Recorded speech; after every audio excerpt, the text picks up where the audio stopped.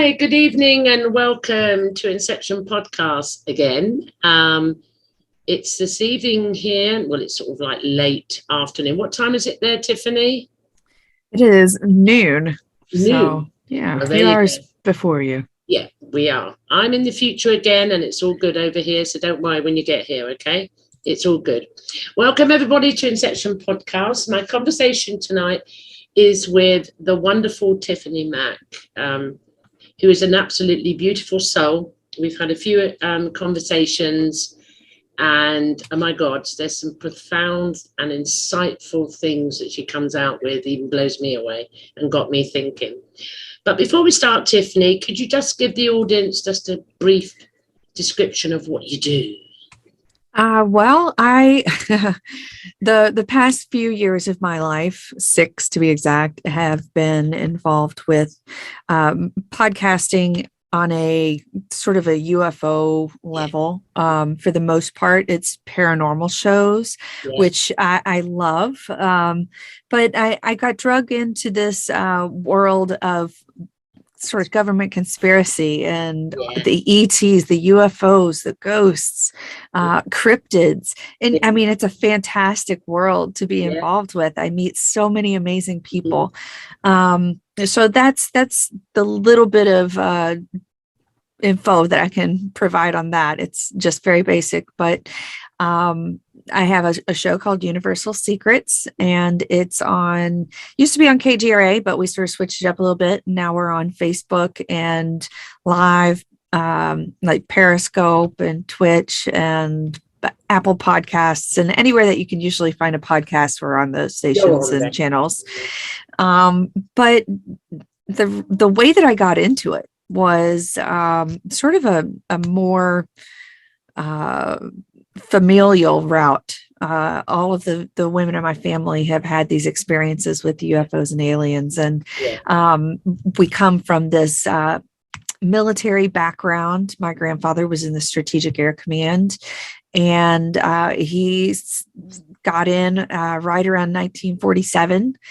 And it was an amazing time for everyone in the military when they were starting to learn about these crafts and trying to do this whole what we call a cover up of the real world. And it's sort of hard to do when there's so many people out there who are witnesses. So I'm sure that was an amazing time for him.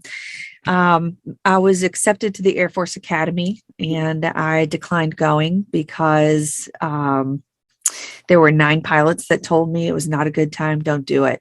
And what I realized later was that they were hazing young girls and cadets, and it was in a sexual nature. So they sort of saved me from a little bit of hassle, I'm sure. And then I ended up working for the Department of Defense as a contractor right after 9/11. You know, we're going to give some thanks for those people who, sacrificed themselves for us. I'm talking about the military. I'm talking about, the people who were on the planes that day. So I ended up working for the Department of Defense in Greece. I worked on a NATO base, NAMFI, which was a NATO missile firing installation. I also worked on NSA Suda Bay, which was our naval station there. The NATO base was sort of this conglomerate of all of the forces. And it was cool, but it was just being rebuilt. It had been sort of defunct for years. And in order for us to bring our military through, we had to acquire buildings and transfer them into housing and building. So that was pretty much my job. A history. I mean, there's so much more. So you can see, guys, everyone watching, there's a rich history behind this wonderful lady who's gone all through this and come out the other side. And I'm going to take you, Tiffany, into a conversation with me, okay? Sure. Yeah. And where I'm going to reverse it around, I'm going to go in another way to this conversation. As you are what we call an ET experiencer like myself, the conversations about our own personal individual consciousness. So I'm going to come in another way, another door. So I'm going to say, with your ET experiences that you've had, not so much what they were about or the description, why do you think they're interested in us, in you? Why do you think? I don't necessarily believe that it's that I'm special, that I'm, given some gift or anything like that. I do see that I have gifts, but I think that every person can have gifts if they open their eyes and try to accept those and develop them. Right. When it comes to me being an ET experiencer and why I think that I'm being contacted, I think it's because my brain is just wired differently. Okay. My co-host always talks about how he could have an alien sitting next to him and he wouldn't see it, but I would be looking at it going, what are you doing here? He's going to see you. Do you want him to see you? Because he could potentially see you. He could snap into this and open his eyes and really see. But he always says that, he doesn't understand. He's wired differently than I am. And so I have thought about this whole idea of consciousness in regards to ET experiencers, because there's got to be a different way that our minds process information. And I think that my brain is wired to see things that people ignore. Okay. And whether that's conscious. Can I jump in there? Because that's really, really interesting. Could we say that, like we talk about consciousness or energy and frequency and vibrations and raising, could we say that your individual consciousness maybe vibrates at a different, or not higher as in better, but a higher frequency that resonates more with these other conscious beings that we call ET? Does that resonate with you? Is that It does. I think that a lot of my contact experiences happened after I worked for the military. Like during the time where I was on base by myself, I worked on base, and it was a 24-hour shift because we were trying to get everything done. But I would be the only person in the building. And I started getting scared because I was like, something's going on and I just can't understand what it is. So my body was going through these like stages of just almost overstressed. And I think that something cracked. Like it was like, okay, you either see what's really going on or you ignore it for life. And that the ignoring part is not healthy. So, like I said, I think that everybody has the ability. I think some people get pushed into a situation where their mind, it just clicks. I love that. I love that analogy. That's just say it as it is. That's beautiful. However, I do agree. Everyone has the ability if they choose to. Okay, now we've started the conversation off. So we're going in reverse order tonight. We're going through this door.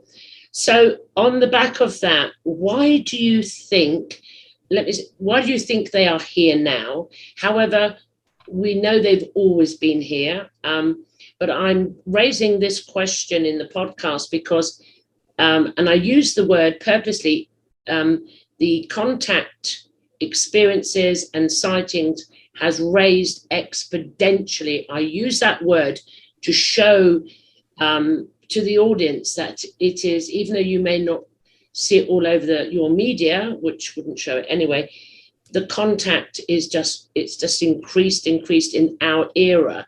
So I come back to the question, why are they here now in the context that we are in now in humanity? What's your thoughts? I have a feeling that they come and try to contact people in great times of distress or need.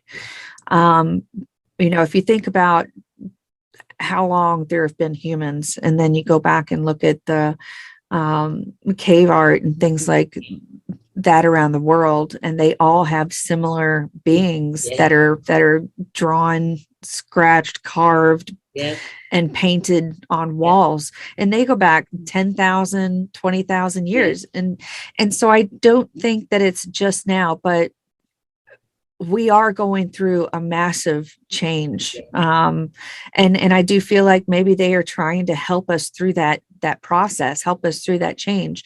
And some people are meant to see and contact and experience the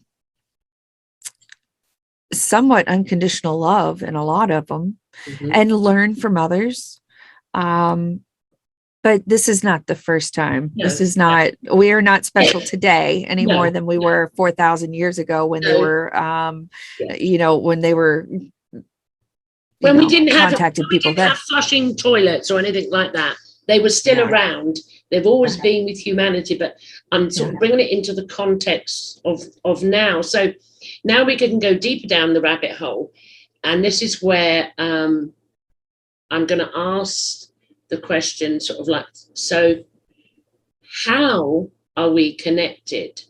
I will bring something in first. For example, I always say it to kick it off, from my truth, I am a spiritual conscious being, it doesn't matter what I call myself, having a human experience. Everything is consciousness, in role, play, or form. So for my truth, ET is just consciousness in another form, experiencing and interacting with the 3D. So I'm saying we're connected via consciousness in its true essence, per se.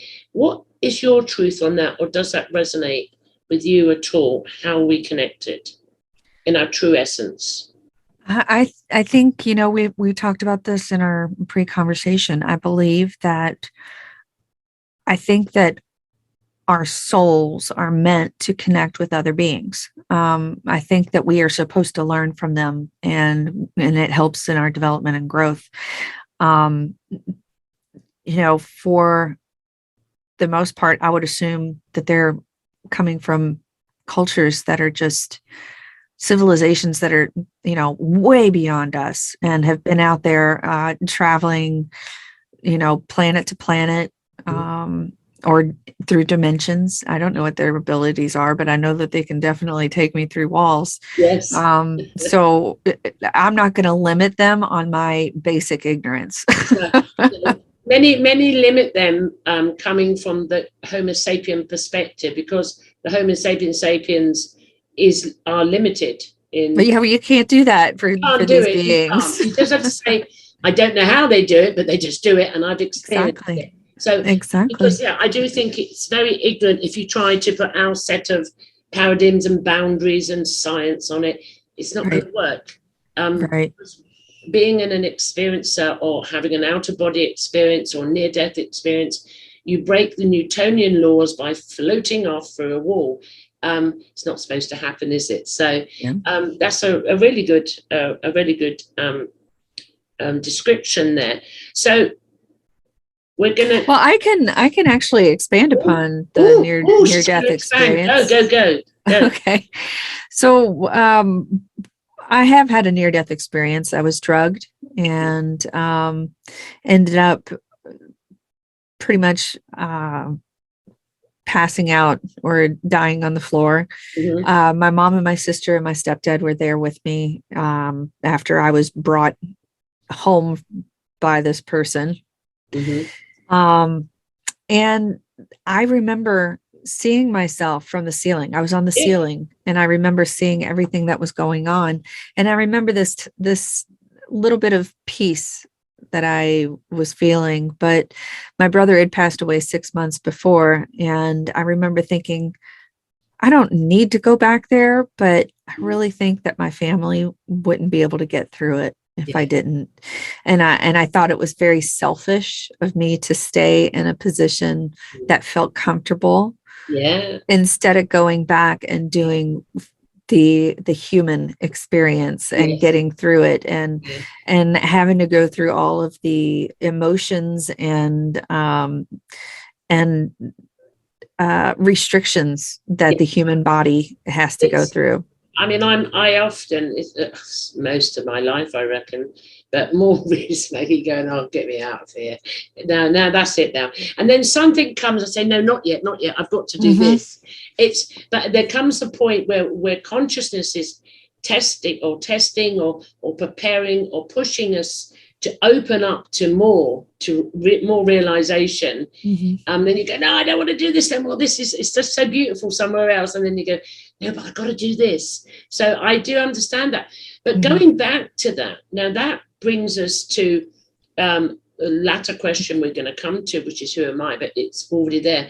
When you had this near-death experience, so you said you come out of your body and saw your body. So your consciousness, your soul, your whatever terminology, it doesn't matter. We just give it a label, separated from the physical body. You're not the physical body. You become aware of the physical body. Right. Now, in sort of the way that I sort of try to experience this human experience, I come from the non-duality, which is I am consciousness having a human experience. So my truth is what you experienced. I'm not the body. I am this, and whatever we call it, that I don't know. I just say consciousness or soul or higher self. So you've experienced that, the separation. You're fully aware that you are consciousness, we'll call it that. You're not the body, but you go into the body and you just said, okay, I had to make a decision. Yeah, I got to go back and experience being a human. So that in itself must have shifted your reality, which we will go into too. It must have just broken it all down. Well, I think it did, but just previous to that, my aunt had passed away, but she was in the hospital, and these are things that you don't think about until you get in a situation where you're like, oh crap, and you're faced with knowledge that has never been used or processed before. So my aunt was in the hospital. She was completely brain dead. The neurologist said she's brain dead. This is not going to help. There's nothing that can help. It's just a matter of time before the body catches up with the head and all of that. And so I was thinking, wow, that's got to be horrible, just laying in bed, dying and really not knowing what's going on. Well, everybody in the family kept coming and visiting and, staying. And my stepdad would go and eat lunch at the hospital just to be with her. And he would eat her lunch and, she wasn't eating. Well, after a while, I think it was maybe a week of being brain dead, she wakes up like nothing had happened. And she starts arguing with people about what was said while she was brain dead. Wow. And so that gave me a different idea. How can a neurologist say that this body is dying and the brain is already dead, and so it's just a matter of time before all the functions quit? Yet she came back and was telling us about what we were talking about while she was supposedly brain dead. I had never even thought about the idea that that's a possibility, because it goes against everything that we're taught in basic anatomy, basic sciences, and I was college educated. I wasn't an idiot. I had to take courses in biology and stuff, and I'm like, this doesn't make sense. So there's obviously something going on that we can't really, if we can't identify. Our words are not able to be descriptive enough to describe. I agree. And that's part of the problem, is that we don't have the terminology. We don't have the words for so many different experiences. That's why you're saying, consciousness, and we're saying the soul, or, the spirit. I was raised Catholic, and I was told there's a Father, Son, and a Holy Ghost, or the Holy Spirit, and the Holy Spirit is in each and every one of us. So I don't know why we don't talk about consciousness more, other than the fact that we just don't have the words to help lay people explain it and understand it. I agree. We don't talk about consciousness more. I agree. Hence why the podcast. Yes, I also agree. We don't have the words. I struggle. I try and throw in as many labels as I can so someone may relate to it. But it's by having this conversation on these podcasts solely. We've all got separate shows that we do for the normal day-to-day reality. But that we can start the communication, maybe find a terminology or express it in a way. And you know, I was recording a lady the other day, Gail, and I said something my way, and she come back and she said it in the most profound and beautiful words ever. Never heard it. I went, I'm stealing that. I'm plagiarizing that. What a way to ask a question, because we're each searching to talk about this consciousness. We just know it as a label, consciousness, or it could be the God particle. It could be God. It could be any of the above. If we can get over ourselves and our egos and say, I know better than you, it's called this, just leave that alone. Just have this conversation we're having. That's a beautiful statement. I love that. We need more of these conversations. So now we've got that far, and we've discussed the reality that you've been experiencing. And by the way, audience, we've only touched a little bit. There's a lot that's gone on in Tiffany's life, but enough for this. So what do you think, Tiffany, this 3D reality is that we, conscious or souls, beings having the human experience, what is this? Do you, labels again, I know, but to try and, you know, do a deep dive here, is it simulation? Is it a dream? Is it an illusion? Is it a matrix? What's your take on what is this reality that we're in?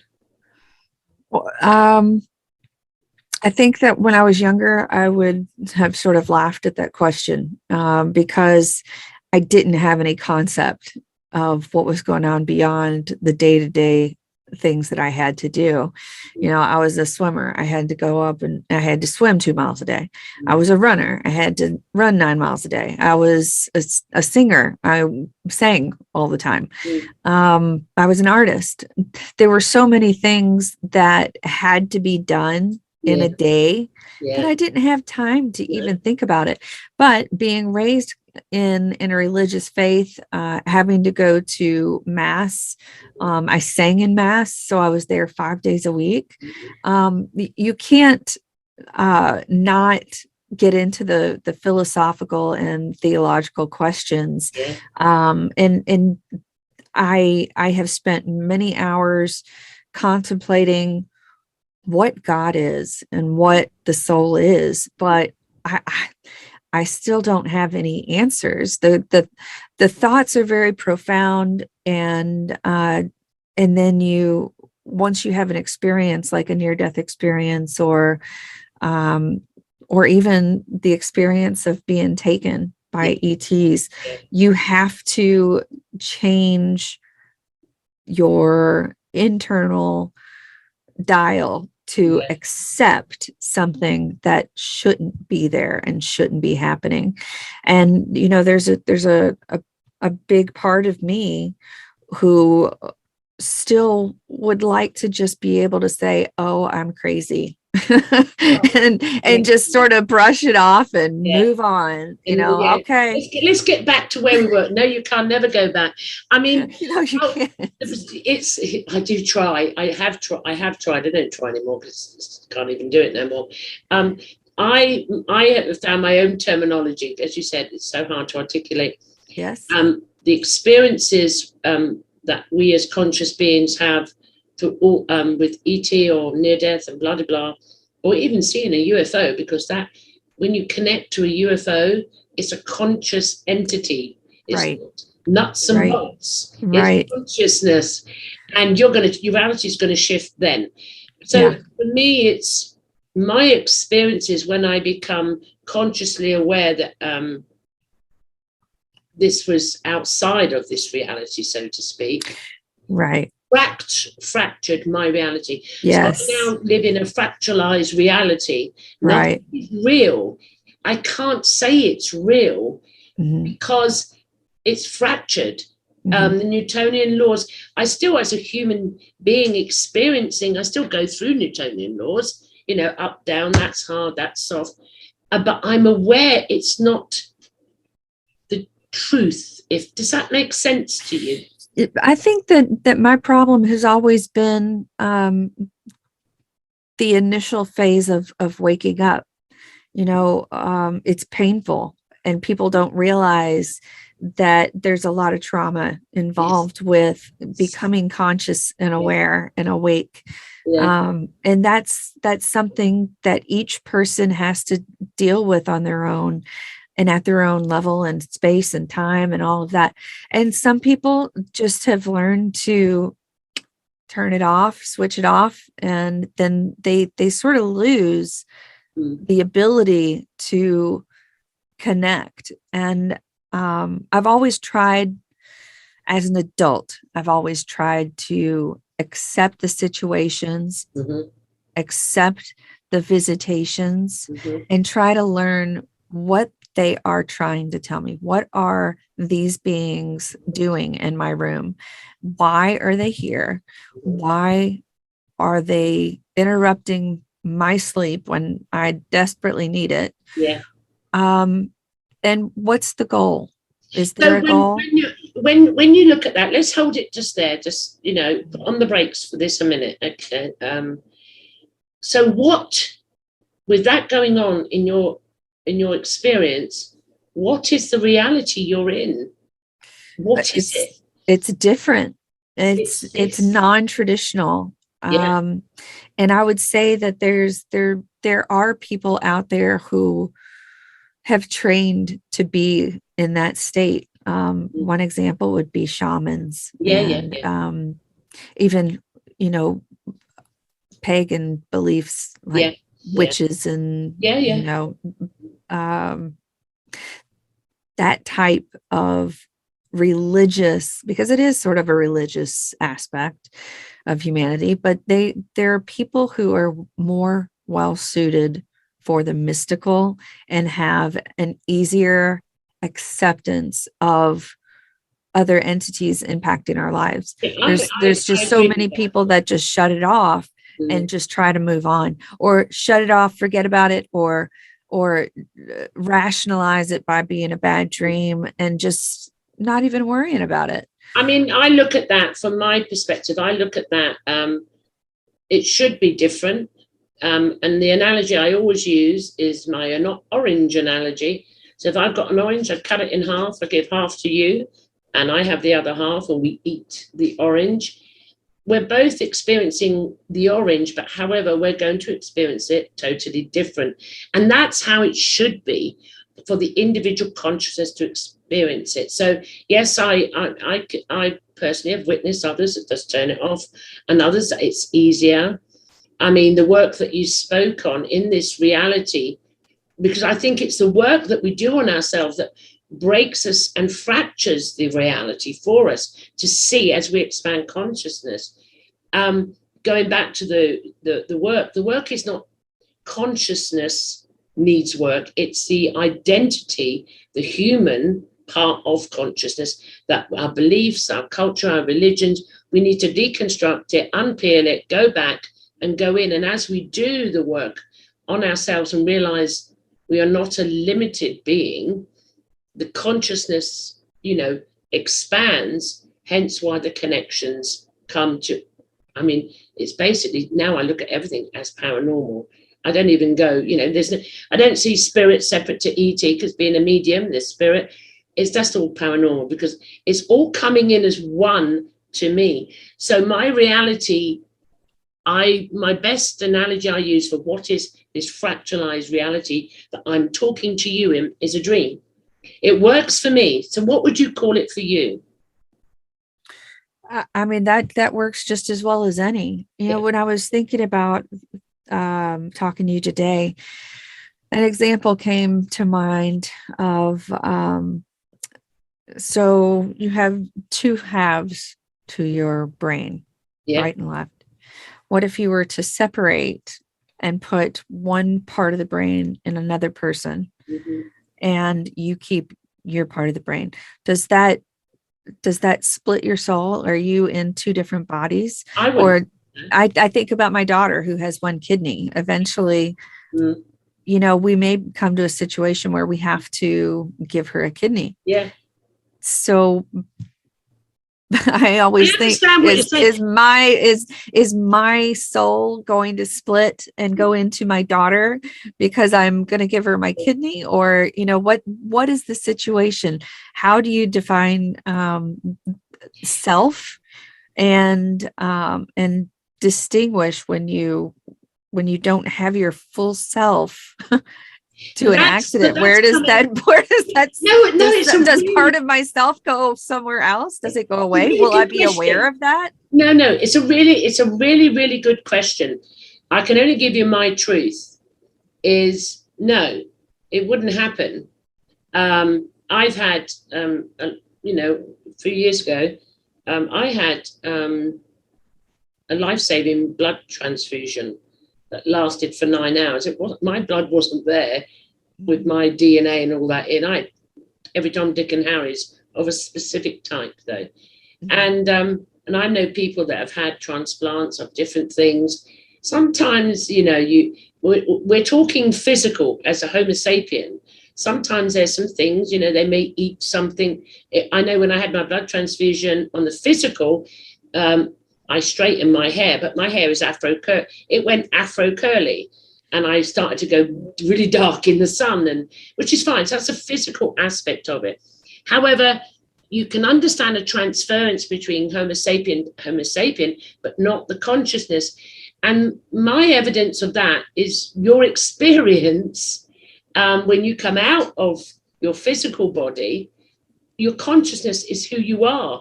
You're not the body. So you go back into the physical body to have the human experience, but you're not the body. So if you give a kidney to your daughter, you haven't lost your consciousness, just a bit of your body. But then you hear stories where people have transplants and they end up eating same food that the body that got transplanted. They hate chocolate to begin with. And then after they have the transplant, they're like, oh my God, I can't get enough chocolate. And then they come to find out, well, the person that had your original organ was a chocoholic, just for a basic example. I'm with you. No, but that's physical. I agree. Somebody that never wanted coffee in their life, and then all of a sudden they can't live without coffee, and that's how the person was who donated. But that's a physical, so we need to recognize that. I'm coming back to you. I mean, it doesn't mean I'm right or wrong. I'm just telling you my truth. Yeah, you're physical. You can pick up it's DNA, genetical things, and it can be transferred. But those likes and preferences seem to be connected to a person's soul and what they want is what I'm getting at. Hold on. I love this. I love it. We're going right down the rabbit hole. We're digressing slightly. We did. That's okay. It's too good to let go. However, let's go back to your experience. Consciousness doesn't eat. Consciousness doesn't drink. Consciousness doesn't need sustenance. Are you sure? I don't know. Maybe it does. But at the moment, in my truth, the physical body needs it. The physical body needs it. The consciousness is not the body. There is a transference for the physical. It's true. That's on a physical matter, but not on consciousness. What a bloody... that's good discussion on that one. So we can slightly disagree to disagree, but don't worry, your consciousness is not whipping over to your daughter if ever you give her a kidney. But some of your physiology may. We have genes in us that already preempt what we like and dislike. It's in the biology of the physiology of the human body. We have them already. Like there's genes in there if you're an addictive person. Not consciousness, the body. So we can say it for the body, but consciousness, when you leave the body, you have none of that. You're just consciousness. Your soul a spirit. But we'll agree to disagree. Oh, lovely. I got it. Do you think that we can transfer our consciousness from person to person, or being to being? I think consciousness itself can do what the hell it wants from its true essence. However, that's consciousness. If consciousness wants to do that, it would do that, because everything is consciousness. Quantum physics 101. I personally have had enough of the human experience. Please don't transfer me anywhere. I want to be something different now. I don't know what yet, but I've had enough of the human experience. Wake me up. It's possible. Anything is possible. I don't know. Anything is possible. The potentiality that comes from quantum physics, especially, is the potentiality. Anything and all things are possible. We can't limit it. It's unlimited. So it's another really good question. That's 2 you've done now. Okay, two. It's really good questions on that. And I won't. What we're going to go to next is, so with everything we've spoke about, Tiffany Mack, we're coming back to this question. Why are you and me, why are we here from your truth? Can you relate it to the discussion we just had, or do you have another? I do. Well, I recently, my daughter had an experience. She had something happen to her face. I still don't know exactly what it was, but it looked like she had 3rd-degree burns all over her face, or it looked like her face was run through the gravel. Yeah. And I didn't put that picture out there because I don't think it's appropriate. But I immediately, when I got her home, I got her from her father from vacation. And I immediately took her to the ER because I didn't know what it was. I didn't want her in pain. She looked miserable. And they immediately called a plastic surgeon, set up an appointment, and said, I don't know if she's going to need skin grafts, but you need to go see this guy immediately. So we were all prepared to do the most that we can. And I was told, you need to do a healing. And this was like an internal voice. So I laid her down. I turned on some meditative binaural beats. I got some crystals. I got some stuff. I'll just leave it at stuff. And good. I gave her an all over full body healing. And it took about 45 minutes. And I'd never really done this before in a conscious way. Yeah. And this was not something that I followed rules from a guidebook on how to, create miracles or whatever, and nothing like that. It just sort of came from within. And organic, it was natural. Yes. And within 5 days, her face was completely clear. And they had said that it would take a month, maybe longer, for her face to heal. And when I went back to the doctor, they were shocked. They're like, how in the hell did this happen? First of all, they were like, how in the hell did this happen? And then they're like, the healing part, they're like, how in the hell did this happen? There you go. So, and I don't have an answer for that other than simply something from within that guided me to do this healing session. And it is complete. Within a week, her face was completely healed. No procedures. All I used was a little, medically, I used a little bit of bacitracin on her skin, but that should not have done what was done. Looking at that, I mean, and back to the question, why are you here? So you've started this, the answer with what you've done, and I'm really glad you've shared that with the audience, because I was aware of this.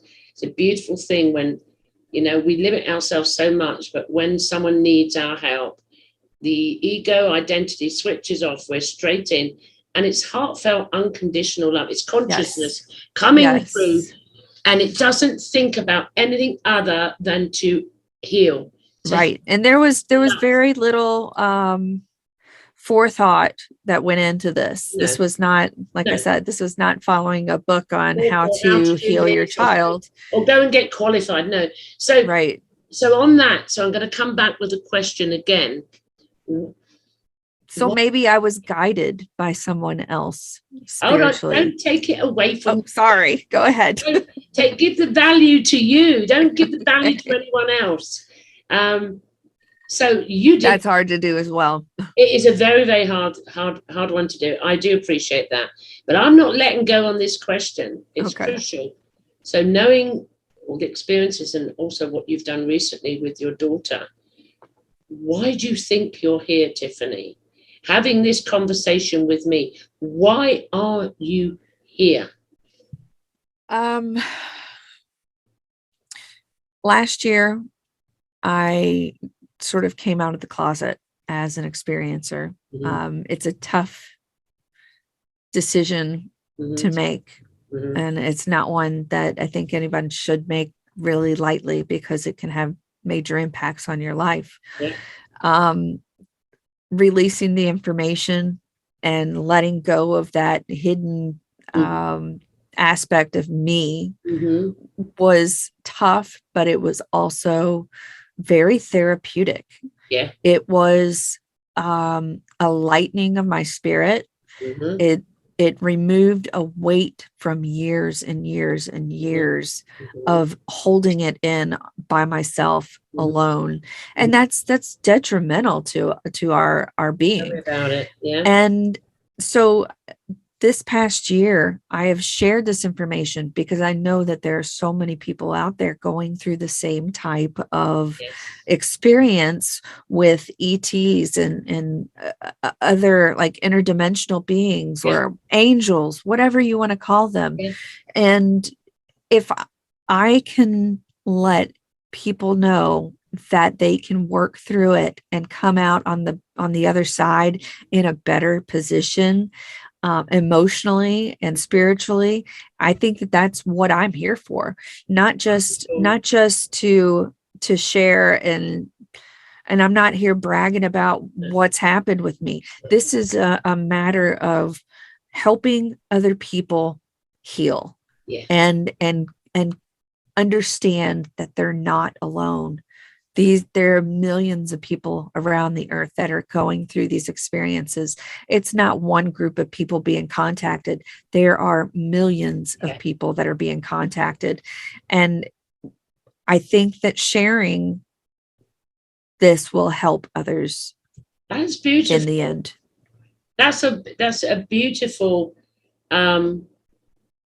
description of why you think you're here. That's a beautiful description. And for me, when, to hear that, I'm fully aware that you are an unlimited being because I come from non-duality.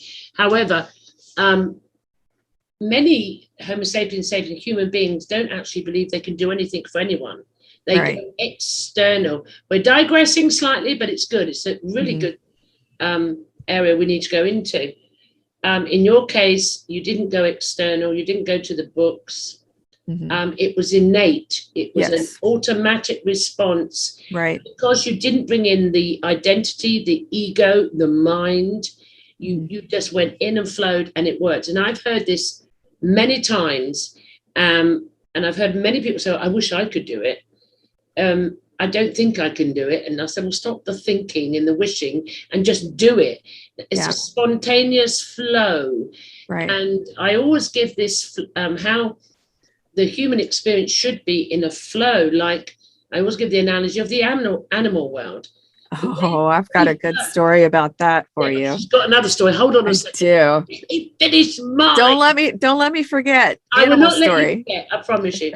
So in the animal kingdom, their interaction with this reality, they flow through it no matter what. We humans, we have to think it. Is it right? Am I good enough? I don't know what. And all of that. And it blocks and limits our consciousness. Right. And hence we have all the issues we do.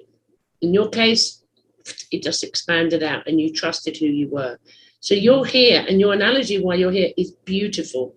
Absolutely beautiful. Here to help heal others who are going through the same or similar experiences to you. Yes, you may give me this other story now. So when I lived in Greece, I adopted a dog who had been used for science at the university and found at their dump site. Yeah. She was young, but she had her back was shaved and there were little dots going down her back that were like sores. And they said, well, she's probably not going to survive. She's really weak. She's got all of this issues. We don't know how long she was out there. And I knew that I had to take this dog. So I brought her home, and she lived with me for 18 years. Yes, sir. She's my Greek American princess. She was our base mascot. She had free run of the base, and she was a little dog. She was only about 10 pounds. And everybody would go into Afghanistan, Iraq, Kuwait, and they would give her pets before they left. And then they would come back through on their way out, and they couldn't wait to see her. Her name was Chelsea.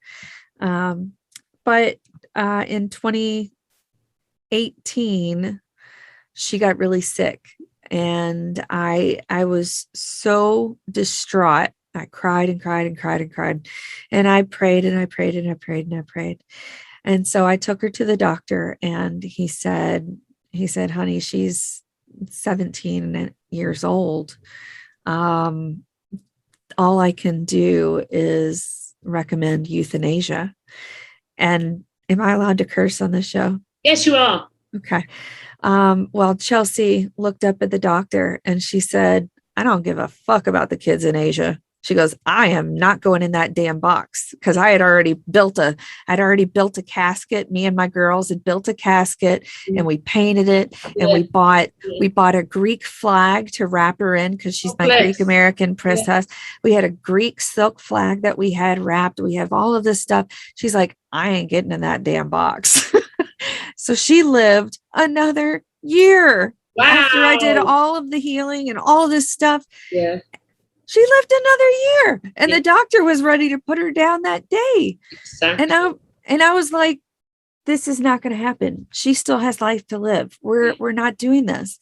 And I took an entirely different approach. And like you said, it was something that was inside. This is not something I learned from books or had been told by anyone else. This is something that came from inside. So at our core, there is a source of energy, intelligence, knowledge, and maybe that's part of the forbidden knowledge that we were, so limited to in biblical times, or from another rabbit hole. It is. So, but that was another time that you're saying, why are you here? I am here for that reason. This is part of why I'm here, to share my life with not just human beings, but even our little creatures that live around us. I've discussed, do animals have souls for many, many years, talking to friends or family, or even with my children. Do animals have souls? I believe absolutely they could be, like you say, we are living in a Homo sapien body, but we have this light inside us that is not just human. There's some light source from something else. I believe it's in dogs and cats and animals. Whatever, it's a different frequency. Yes, you can call it a soul, whatever. I tell you, when I've had pets, cats and dogs, especially the dogs, the different energy from the cats, it's like they're human. And not, I say human, but the fact is they communicate. So it's in them too. Well, my animals, during my experiences and visitations, my animals react. Yeah. They know something's going on. Yeah. So if they can be aware of things that humans can't see on a typical daily basis, there has to be some kind of connection to them as well. Absolutely. It's, well, obviously coming from, from my truth is where it's all one consciousness, all one intelligence, experiencing multiple things in different shape and forms at all time to have the human experience. So we've really covered the areas going, and we've added in some good juicy bits, which I love, and we'll have to discuss them on a later podcast because we need to go down that rabbit hole. So many rabbit holes I could go with you because of your vast experiences. So what I want to, at the end of this podcast, for the audience, that may not be fully aware or consciously aware of what's going on, what is consciousness or ET and things like that, or the most question I get is, when I hear you say, Gloria, do the work, what does it mean? So I will reiterate it again. For me personally, doing the work on yourself and working through trauma, some people, I don't like this statement because it's incorrect from me in my truth. They say it is the dark night of the soul.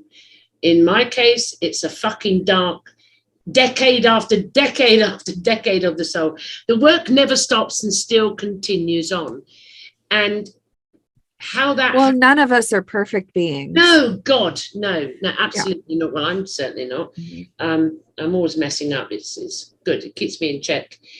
So I say to those who are interested in anything we spoke about in the podcast, find out what you're not.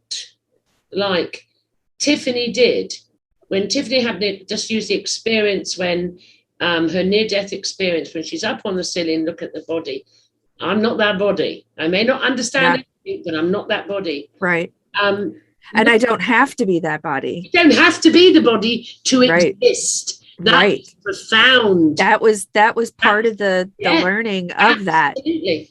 I don't have to be that body to exist. Right. So it doesn't really matter, guys. But I thought it was very selfish not to go back for my family that was still in physical form.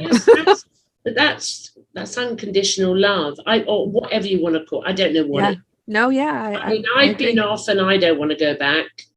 And it's because you're in a space of, you can't even describe what you're in. However, let's pull it back, rein it in. Yeah. So work on what you're not. Now, you can start on belief systems like, you were raised Catholic. I was raised, and this is serious, in the Ku Klux Klan religion of Christianity. I rebelled at 5 years old, though. But a lot of the beliefs that come from parents, culture, society, we're told it's true, so we take it on and believe it. But it's not our belief. It's not ours. We haven't even, gone and used any discernment.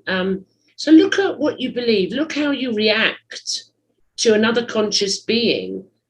Are you judging them? Why are you judging them?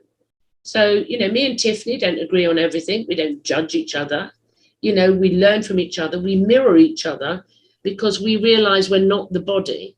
We are consciousness having the human experience, whatever that means. And it can be lots of fun. And there's no need for the fear either. Is there anything... That's my little, PS at the end. Is there anything you would, on the topic of consciousness and things like that, before we end the podcast, anything you'd like to, have a last shout out to the audience? Anything you'd like to share? I just think that everyone should investigate a little bit further into who they are and see if there is something else that is hiding within you, and open up to it. I tell my daughters all the time, don't be afraid of what the night holds, because it's not just the night. That's when you're the most peaceful and able to accept what is going on. So listen to those little twinges of pieces of information that you're given in those very, well, you said dark, and I don't want to say dark times, but when you are most quiet, listen to those pieces of information, because those are helpful, and don't disregard them. I think it's very important for you to listen with your whole heart and self in order to grow. And that's why we're here. We are here to get back to our star families, and we are able to connect and share information. Yeah. It reminds me of Pandora with the movie Avatar, and how they transferred information, and they did it in a physical way, and they communicated with their trees and their all of their environment. It held knowledge and information, and they can access that information if they focus their intentions. We can do that too. Absolutely. I'm not saying I can talk to trees, but darn it, I still talk to my plants. Okay. I do too. I know. I talk to my plants. I do. No, that's a beautiful analogy, and that resonates with me too. We have been conditioned and enslaved to believe we are limited beings. Absolutely. Yeah. You know what? That's probably to keep us small people. Yes. Probably to keep us down and be able to control us a little bit easier. Absolutely. And we are not. We are not. Yeah. And we're in, you can call it an era, you can call it an awakening, you can call it whatever you want. You can call it the Tiffany and Gloria era if you wanted to. It doesn't matter what you call it. It's to become aware that you are not your beliefs, your thoughts, your ideas, your culture, your religion. You are more than that. And discernment is it's freedom. I mean, once you get over the initial shock and do the work, like if you've got it with ET experiences, initially it's a shock. Like unknown, but once fearful. I was definitely fearful when I first started having it, but over time that is lessened, and I was sorry to interrupt. I'm watching the time to bring it to close. I would say if you change Wayne Dyer 101, if you change the way you look at things, the things you look at change. Now, I want to thank you so much. You are a beautiful being. You were awesome. Thank you. And you may not know what you said, but don't worry, I've recorded it. Thank you very much, Tiffany. Just mention again, if anyone wants to get hold of you, where can they get in contact with you, sweetie? I use Facebook a lot, Facebook Messenger. I'm sort of on a lockdown right now. I've had some issues, and I'm trying to keep some trolls from accessing my information. But I do respond to messages on Facebook, and I think that most people can send me questions in that format. So Universal Secrets Podcast, you can find us pretty much anywhere that you listen to podcasts. Yeah. And it's all fun and games till you get aliens coming in and hanging out. We'll go there on another show. We'll go there on another show. Tonight, the podcast we're doing the consciousness, but I promise you, we will go there on another show. Thank you, everybody, for watching Inception Podcast. And I just want to say thank you, Tiffany. It's an honor and a privilege to have you on the podcast, and I'll see you guys next time. Bye. Bye.